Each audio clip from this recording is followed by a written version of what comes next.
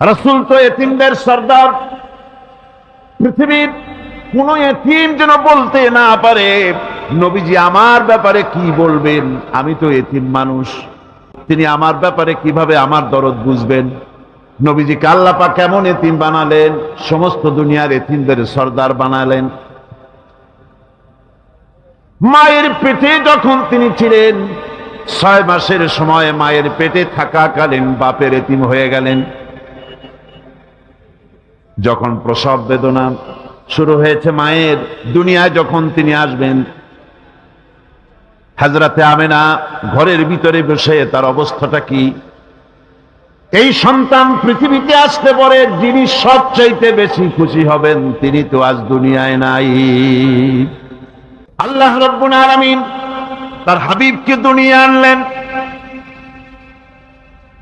রাসূলের দাদা ঘরের সামনে তাঁবুর সামনে দাঁড়ায়া তায়েফ থেকে আগত সাদিয়া গোত্রের লোকদেরকে বলতেছেন, এই ঘরের ভিতরে একটা এতিম বাচ্চা আছে, বেশি টাকা কড়ি দেওয়া যাবে না, যদি দয়া হয় নিয়ে যাও। গরিব মানুষ, এতিম মানুষ দেখে শুনে কেউ আর নিতে চায় না। সবশেষে এলেন ভাগ্যবতী মেয়ে, ভাগ্যবতী মহিলা হযরতে হালিমাতুস সাদিয়া, তিনি এসেছেন। কোনো ছেলে পেলে পায় নাই, সকলের শেষে তিনি এসেছেন। আব্দুল মুত্তালিব বলছেন, এই ঘরের মধ্যে একটা এতিম বাচ্চা আছে, দয়া হলে নিয়ে যেতে পারো। তিনি স্বামীর সঙ্গে পরামর্শ করলেন, এরপরে বললেন যদি দেখতে অন্তত ভালো হয়, মন যদি ভালো লাগে নিয়ে যাব, একেবারে খালি হাতে ফিরে যাওয়ার চাইতে তো ভালো।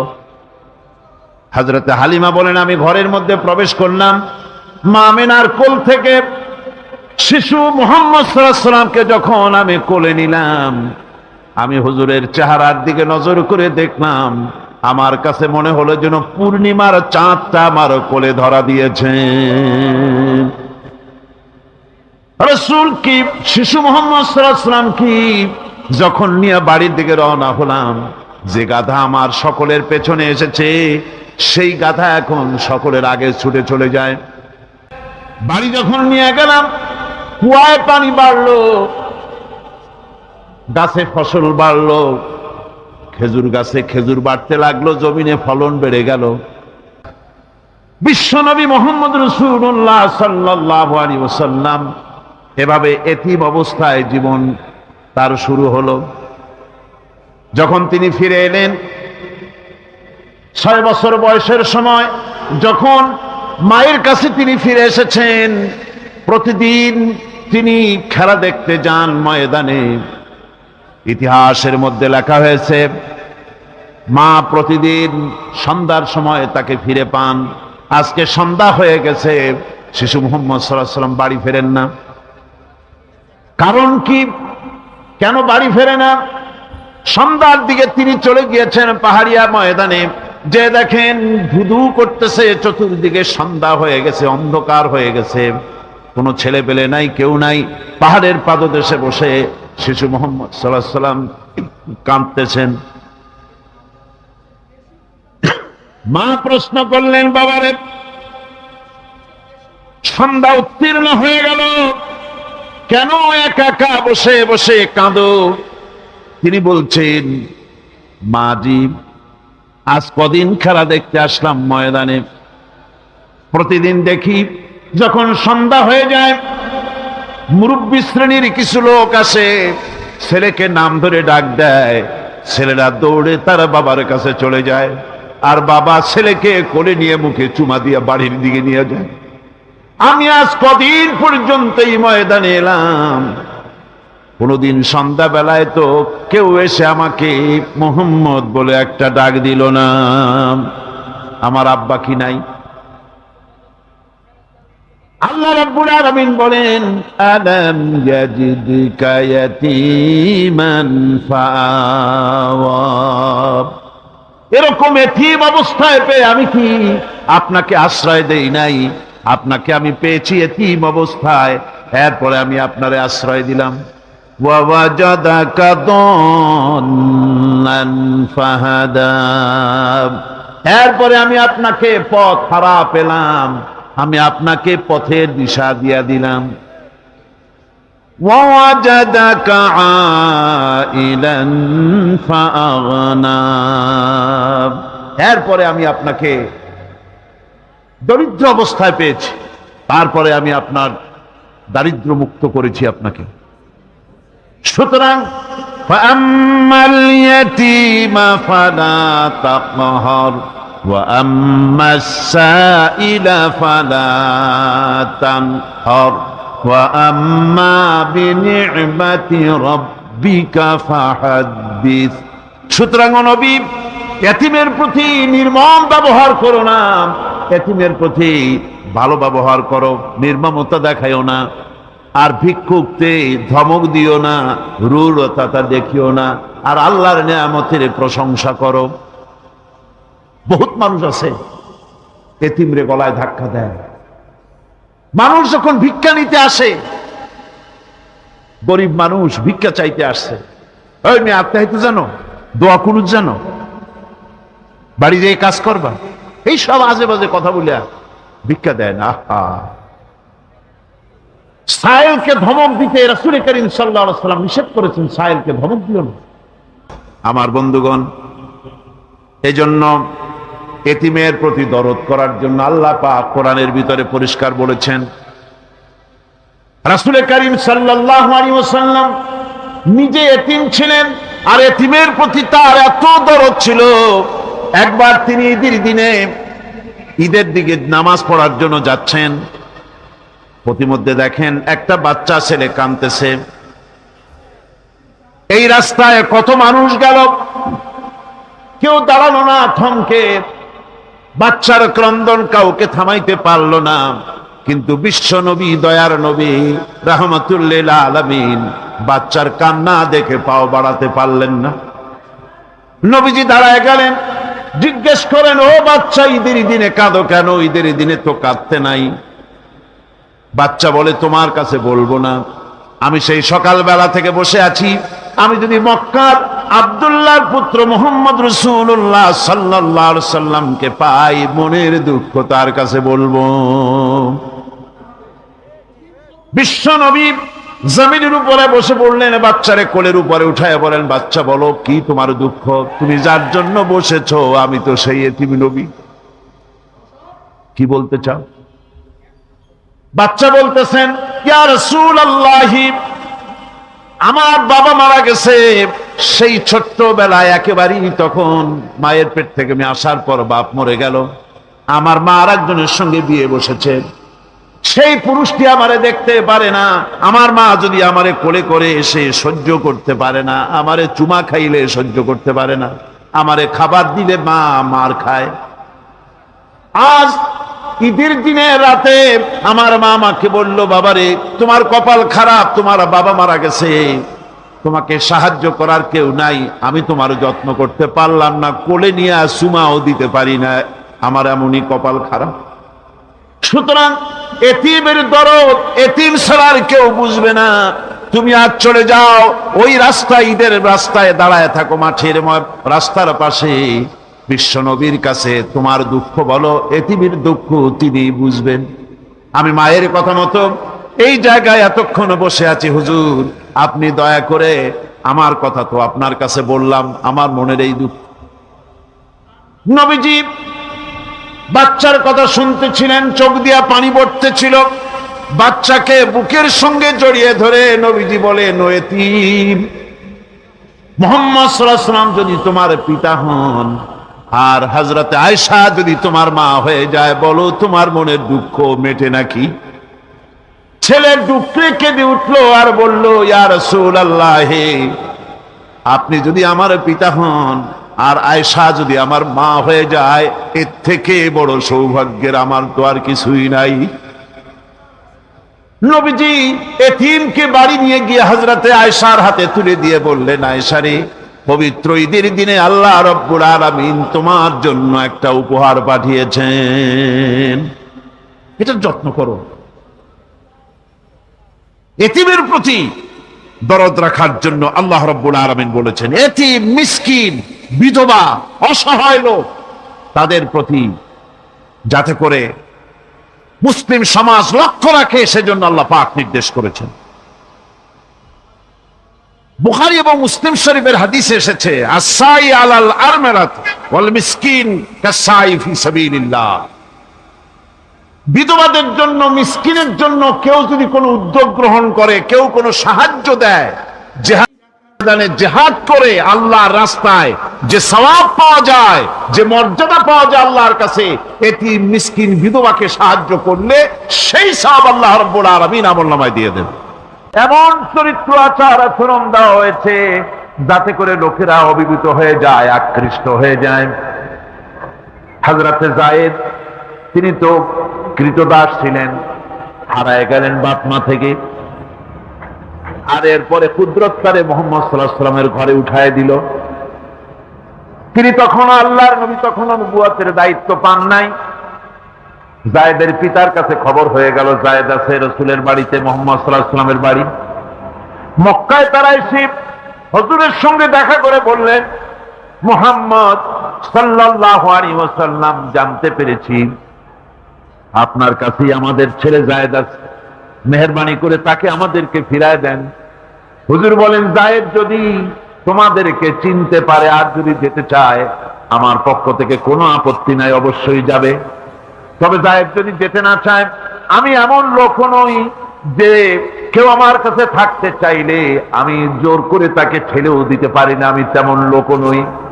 পিতা বললেন, আপনি অবশ্যই যুক্তিপূর্ণ কথা বলেছেন। হযরতে যায়েদ কানা হলো। হুজুর বললেন, তুমি কি চেনো এদের? কি? যায়েদ বললেন, চিনি, ইনি আমার বাবা, উনি আমার চাচা। যায়েদের পিতা বলেন, বাবারে বাড়ি চলো, তোমার মা কেঁদে কেঁদে হয়রান, চলো বাড়ি যাই, বাড়ি যা কিছু আছে সব তোমাকে ফিরিয়ে দেওয়া হবে।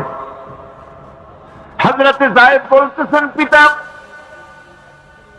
বাড়িতে যা আছে তাই শুদ্ধ, তামাম দুনিয়াটা যদি আমারে দেওয়া হয়, এই লোকটির কাছে থেকে যে ব্যবহার পেয়েছি, আমি এই লোকের কদম ছেড়ে যেতে পারি না। তার চরিত্রই প্রমাণ করে তিনি নবী, কি ব্যবহারটা পেয়েছেন। হযরত আনাস রাদিয়াল্লাহু তাআলা আনহু ছোট মানুষ, 8 বছর বয়সের সময় হুজুরের খাদেম হয়ে হুজুরের বাড়িতে আসলেন। আচ্ছা, 8 বছর বয়সের কিশোর ভুল তো করতেই পারে। গরম পানি চাইলে ঠান্ডা পানি এনে দেবে, স্যান্ডেল চাইলে জুতো আনবেন, বিছানা বিছাইতে বললে উঠাই দেবে, এটা স্বাভাবিক। কিশোর মানুষ, ছোট মানুষ। এবার শুনুন, বাইয়ানাত কারে বলে? নবীদের বাইয়ানাত আল্লাহ যে দিয়েছেন সেটা কি জিনিস? সেটা হলো উন্নত মানের চরিত্র, তার ব্যবহার, ওঠা বসা যা দেখলে মানুষ বুঝতে পারে তিনি আল্লাহর নবী। হযরতে আনাসের মুখে শুনুন, হযরতে আনাস রাদিয়াল্লাহু তাআলা আনহু বলেন, একাধিক ক্রমে টানা 10টি বছর রাসূলের খেদমতের ভিতরে নিয়োজিত ছিলাম। 10টি বছরের ভিতরে একটা দিনের জন্য নবীজি আমাকে ধমক দিয়ে কথা বলেন নাই। তো ধমক দিলেন না আমারে, এটা করছো কেন, এটা করো নাই কেন? সুবহানাল্লাহি বিহামদিহি। গোটা পৃথিবীর সমস্ত মুমিন মুসলমানদের, পুরুষ আর নারীদের জীবন, কলিজা, রক্ত রাসূলের কদম মোবারক উৎসর্গ হয়ে যায়। আমার ভাইরা, রাসূল পাক সাল্লাল্লাহু আলাইহি ওয়াসাল্লাম আল্লাহর নবী এমন এক মহান সত্তা ছিলেন যে তিনি দোয়া আল্লাহর দরবারে হাত উঁচু করতে দেরি আছে, কিন্তু দোয়া কবুল হতে দেরি নাই। হিজরত করে মদিনায় এসেছেন, নামাজ পড়তে দিল চায়, কাবা শরীফের দিকে ফিরে যদি নামাজ পড়তে পারতাম দিলটা বড় ভালো লাগতো, কিন্তু হাত উঁচু করে মোনাজাত করতেছেন না, আল্লাহর কাছে বলতেওছেন না যে আল্লাহ তুমি আমার কিবলাটা বাইতুল মুকাদ্দাস থেকে ফিরাইয়া মক্কা শরীফে বাইতুল্লাহর দিকে ফিরাইয়া দাও, মুখেও বলতেছেন না, মনেও না, শুধু আকাশের দিকে বারবার তাকাচ্ছেন, মোনাজাত করেন নাই। মনে মনে আশা পোষণ করতেছেন যদি এমন একটা ওহী নাজিল হয়ে যেত। আল্লাহ রাব্বুল আলামিন সঙ্গে সঙ্গে রাসূল জোহরের নামাজ পড়তেছিলেন, 2 রাকাত পড়া হয়ে গেছে, এমন সময় ওহী নাজিল হয়ে গেল, قد نرى تقلب وجهك في السماء ও নবী, আমি দেখতে পেয়েছি বারবার আপনি আকাশের দিকে তাকাচ্ছেন। সুবহানাল্লাহ, আমি দেখতে পেয়েছি।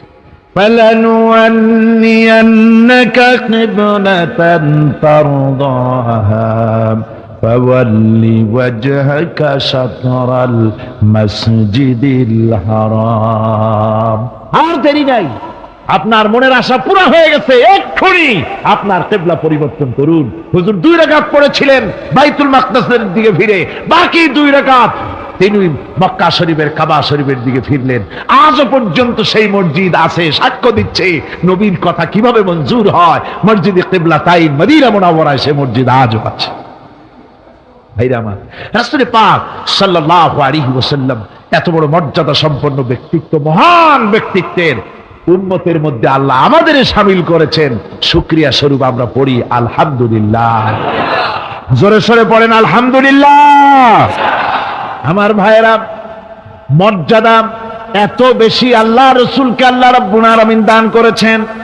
এই পৃথিবীতে কোন মানুষের সঙ্গে যদি আপনি বেয়াদবি করেন, তিনি আপনার বাপ হোক, তিনি আপনার মা হন, অথবা আপনার ওস্তাদ হন, অথবা আপনার পীর হন, যে কেউ হোক না কেন, কারো সঙ্গে যদি কোনো বেয়াদবি হয়ে যায় তো শুধু একটা বেয়াদবি ছাড়া আর কিছুই না।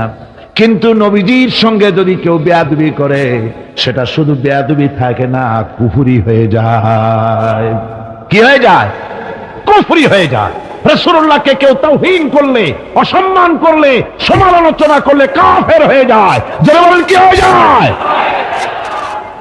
কত বড় মর্যাদা! রাসূল পাক সাল্লাল্লাহু আলাইহি ওয়াসাল্লাম, তার সামনে সাহাবায়ে কেরাম বসা। হুজুর কথা বলছেন, সাহাবায়ে কেরাম তারাও কথা বলছেন। কথা বলতে বলতে এক পর্যায়ে সাহাবীদের গলার আওয়াজ বড় হয়ে গেছে। হুজুরের গলার আওয়াজ শোনা যায় না, সাহাবীদের গলার আওয়াজটা বড় হয়ে গেল। আল্লাহ রাব্বুল আলামিন এতটুকু বরদাস্ত করলেন, আমার নবীর গলার আওয়াজের চাইতে তোমাদের আওয়াজ বড় হলো কেন? সঙ্গে সঙ্গে ওহী নাজিল হয়ে গেল। আল্লাহ রাব্বুল আলামিন বলেন, ইয়া আইয়ুহাল্লাযীনা আমানু লা তারফাউ আসওয়াতাকুম ফাওকা সাওতিন নবী। ও বিশ্বাসীরা, খবরদার, তোমরা যারা ঈমান এনেছো শোনো, তোমাদের গলার আওয়াজ যেন আমার নবীর গলার আওয়াজের চাইতে বড় না হয়ে যায়। যদি তা হয়, আন তাহবাতা আমালুকুম, জীবনের সমস্ত ভালো কাজগুলি আমি আল্লাহ বরবাদ করে দেব। আজ পর্যন্ত এই আয়াতে কারীমা রাসূল পাক সাল্লাল্লাহু আলাইহি ওয়াসাল্লামের রওজায়ে আতহারের সামনে সবুজ সাইনবোর্ডের উপরে সোনার অক্ষর দিয়ে এই আয়াতে কারীমা লেখা রয়েছে। সুবহানাল্লাহ। সর্বকালের, সর্বযুগের সর্বশ্রেষ্ঠ মহামানব, সর্বশ্রেষ্ঠ বিশ্বনবী, আল্লাহর পরে যার মর্যাদা, তিনি হচ্ছেন মুহাম্মদ রাসূলুল্লাহ সাল্লাল্লাহু আলাইহি ওয়াসাল্লাম। রাসূলকে আরশে আজিমে নিয়ে যাওয়া হবে। বোরাক এলো। বোরাক হচ্ছে বারকুন থেকে উৎপত্তি। এর অর্থ হচ্ছে বিজলি, বৈদ্যুতিক গতি সম্পন্ন। ঘোড়ার চাইতে ছোট, খচ্চরের চাইতে বড়, এই জাতীয় একটা প্রাণীর মতো হযরতে জিবরাইল নিয়ে আসলেন। আমাদের দেশে কারো কারো বাড়িতে আয়নায় বাংলামে থাকে এই ছবিটা। ঘোড়া আছে, 2টা ডানা আছে, মাথাটা মেয়ে লোকের মতো, চুলগুলো ঝুলে পড়ছে, নিচে লেখা আছে হাজা বুরাকুন নবী সাল্লাল্লাহু আলাইহি ওয়াসাল্লাম। আন্দাজে কোথায় পাইছে আল্লাহ? মিথ্যে কথা, বাজে কথা। আল্লাহ এরকম একটা মেয়ে লোক মার্কা ঘোড়া পাঠাইছিল হুজুরকে নেওয়ার জন্য, এটা কথা হইল? রাসূলকে মক্কা থেকে, উম্মে হানি থেকে হুজুরকে বের করে নিয়ে যাওয়া হলো বাইতুল মাকদাসে। সমস্ত পয়গম্বর, দুনিয়া আল্লাহ যাদের পাঠিয়েছিলেন, সমস্ত রূহ উপস্থিত ছিল সেখানে। রাসূল করিম সাল্লাল্লাহু আলাইহি ওয়াসাল্লাম এখান থেকে মেরাজ করলেন। এতটুকু ছিল ইসরা। কোরআনে কারীম বলছে, সুবহানাল্লাযী আসরা বিআবদিহি লাইলাম মিনাল মাসজিদিল হারামি ইলাল মসজিদিল আকসা। সুবহানাল্লাযী। সমস্ত দুর্বলতা অক্ষমতা থেকে মুক্ত সেই সত্তা যিনি তার বান্দাকে ইসরা করিয়েছেন, মেরাজ করিয়েছেন। সুবহানাল্লাহ। সমস্ত দুর্বলতা অক্ষমতা থেকে মুক্ত তিনি পার করে নিয়ে গিয়েছেন। তারপরে মুহূর্তের ভিতরে মহাশূন্য পাড়ি দিয়ে, সেই মহাশূন্য মানে কি? এইখান থেকে সূর্য কত দূরে জানেন না?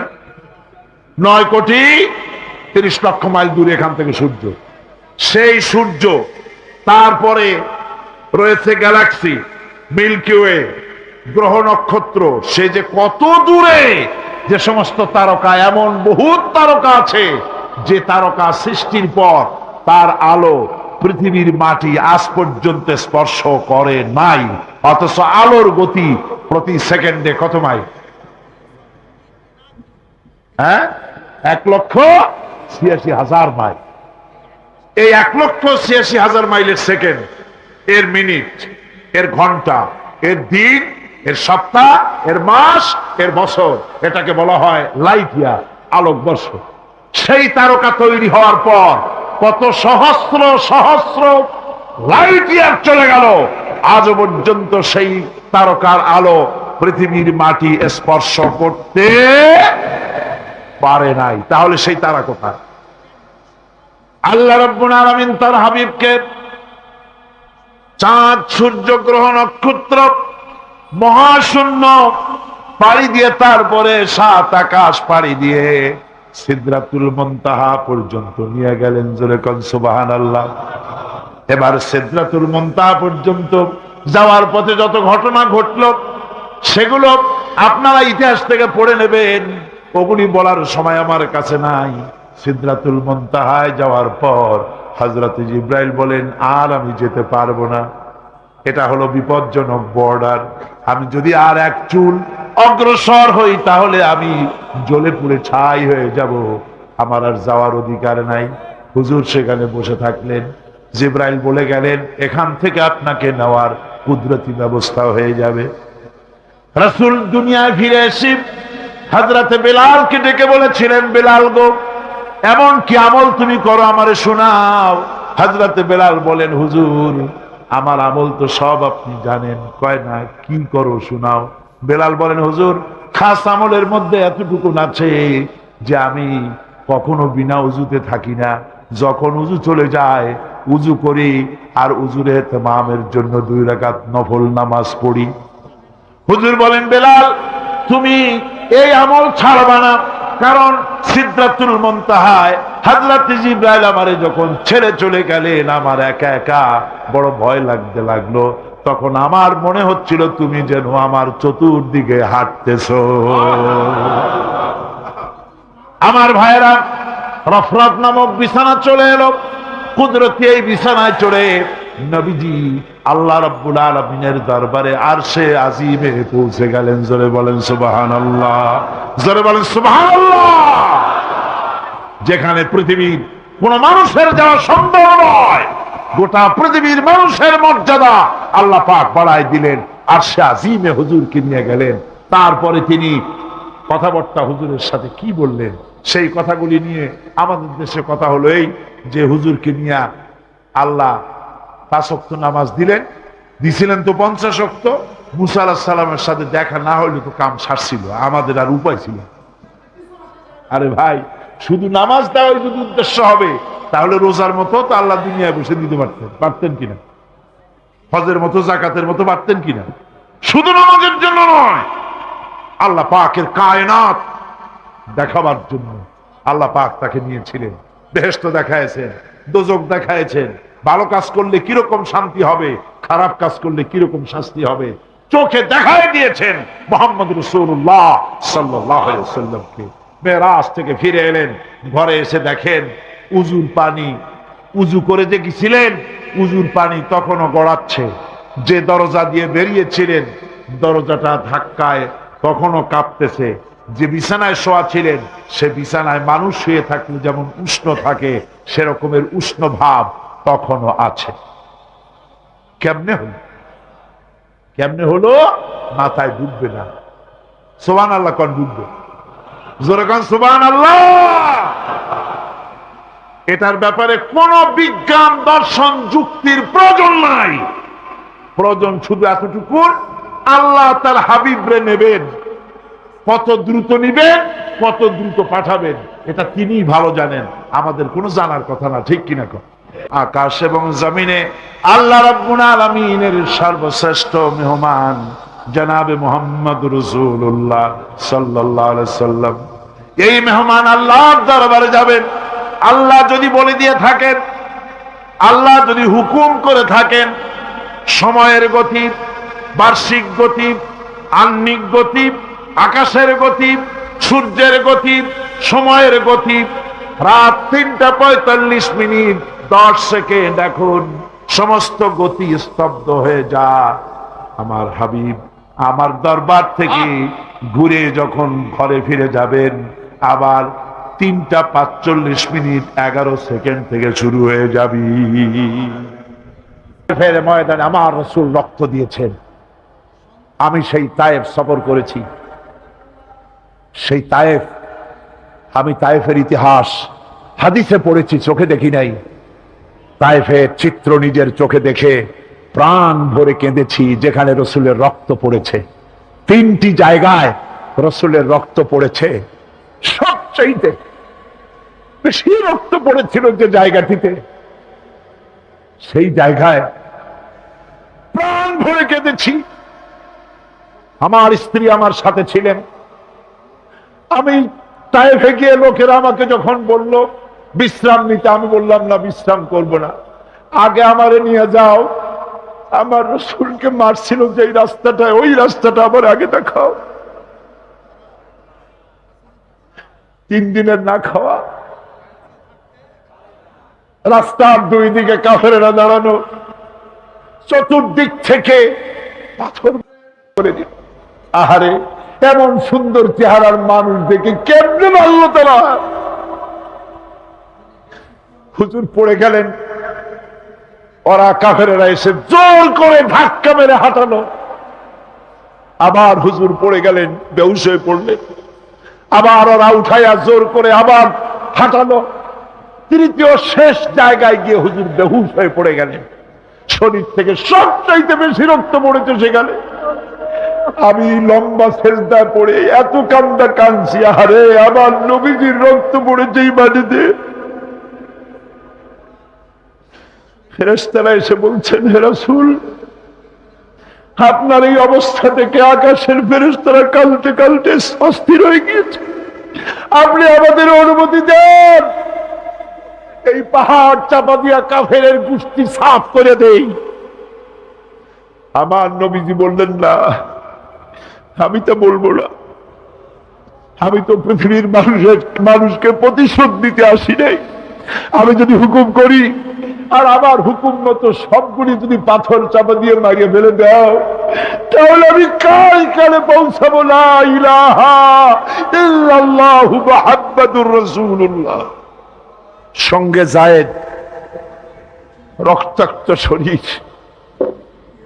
আরে, যেই শরীরের দিকে মানুষ একবার তাকাইলে চোখ ফিরাইতে পারত না। হযরত আয়েশা বলেছেন, যে সমস্ত নারীরা ইউসুফ আলাইহিস সালামের দেখে হাত কেটে ফেলাইছিল, ওরা যদি আল্লাহ রাসূলকে দেখতো, হাত কাটতে কাটতে কলিজা কাটে ফেলাই দিত, টের পাইতো না। এমন মানুষের গায়ে কেমনে পাথর মারলো?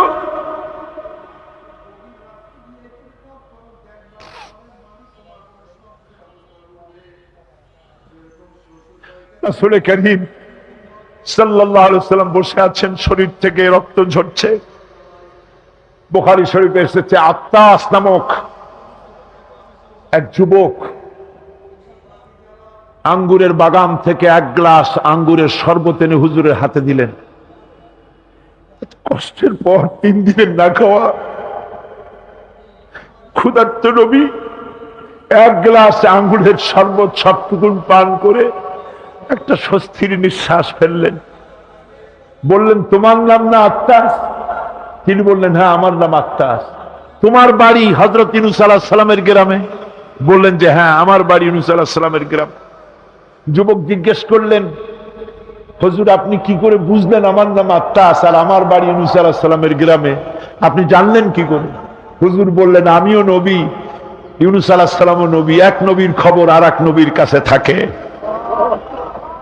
রাসূল গায়ের রক্তগুলি ধুইয়ে দুইখানা হাত আল্লাহর দরবারে তুললেন। আজকে দুনিয়ায় কেউ নাই হুজুরের, খাদিজা নাই, আবু তালেবও নাই, রাসূল একা। সাহাবীরা দিনের বেলায় কাফেরদের ভয়তে হুজুরের সঙ্গে দেখা করতে পারে না। হুজুর বলেন, আমার ওই কষ্টের সময় খাদিজা নাই। ওই সব পাথরগুলি আমি আজও চিনি, যে পাথরগুলি আমি যাওয়ার সময় রাস্তায় পাথরগুলি আমাকে বলেছে আসসালামু আলাইকা ইয়া রাসূলুল্লাহ। পাথরগুলি আমাকে সালাম করেছে। আল্লাহ পাক আমাকে সান্ত্বনা দিয়ে বলেছেন, ইয়া আইয়ুহান নবী হাসবুকাল্লাহ, ও নবী কোন চিন্তার কারণ নাই, আমি আল্লাহ তোমার জন্য যথেষ্ট। এবার দেখুন আল্লাহ রাব্বুল আলামিন তার হাবিবকে কি নাম দিয়ে ডাকতেছেন। নাম নেন নাই, নবী এবং রাসূলও বলেন নাই। কোরআনে কারীমের ভিতরে রব্বুল আলামিন তার হাবিবকে আব বললেন। যেমন দেখুন, ইন কুনতুম ফি রাইবিম মিম্মা নাযালনা আলা আবদিনা, আমি যে কিতাব নাজিল করেছি আমার বান্দার উপরে, তোমাদের যদি সন্দেহ হয়, এই যে বান্দা আমার আব্দের উপরে নাজিল করেছি, এই আব্দকে মুহাম্মদ রাসূলুল্লাহ সাল্লাল্লাহু আলাইহি ওয়াসাল্লাম আব্দ, অর্থাৎ সবচেয়ে প্রিয় ডাক হচ্ছে আল্লাহর পক্ষ থেকে বান্দার জন্য আব্দ।